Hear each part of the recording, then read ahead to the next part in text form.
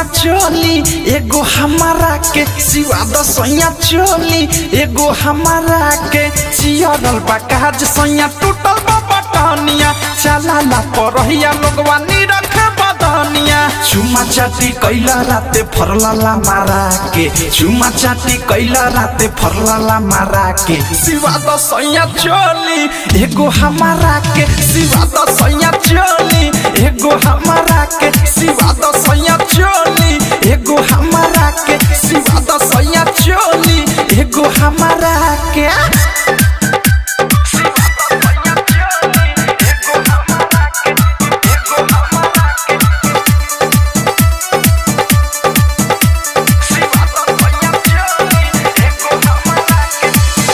लावा कपड़ा तू किन एगो राजा रंगीन आज जाके दरजिया के दे दी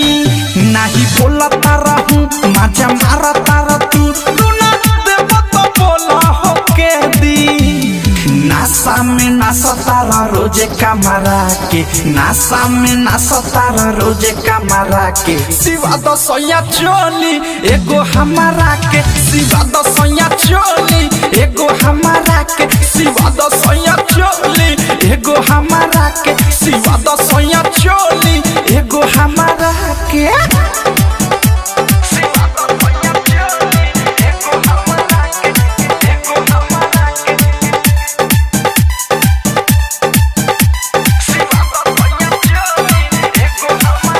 हसे प्रेमी अवधेश अनुराग या मुकेश संगे थारुआ मिठू मिसाइल नाही कर तारा खुश तू त बारा मखी चूस चोली आज ले एको नसियाइन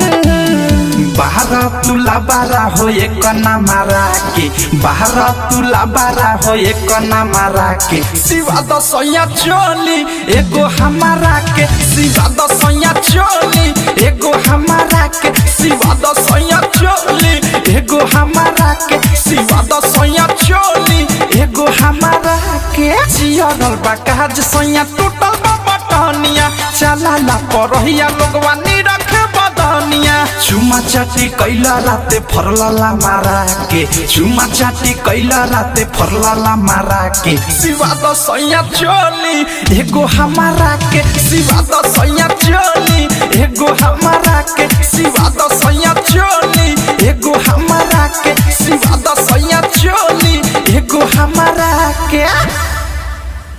आरसीएम म्यूजिक न्यू ऐप अभी डाउनलोड कीजिए हमारे गूगल प्ले स्टोर से और पाए भोजपुरी लोकगीतों का एक से बढ़कर एक ऑडियो वीडियो सॉन्ग बिल्कुल मुफ्त।